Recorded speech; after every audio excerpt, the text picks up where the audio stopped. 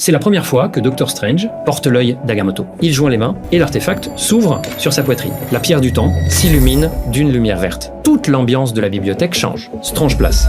Alors le cercle temporel autour de sa main, puis le dirige vers une pomme. La partie croquée revient en arrière. Puis la pomme vieillit, pourrit, disparaît et se recompose encore. Strange comprend alors qu'il ne manipule pas une magie ordinaire. Il vient de toucher à une force capable de modifier le temps. Très vite, il remarque aussi que 2 pages ont été arrachées du livre interdit. Au lieu de s'arrêter, il utilise la magie du temps pour les restaurer. Et c'est justement dans ces pages qu'il découvre un sort encore plus dangereux. Strange commence à le lancer.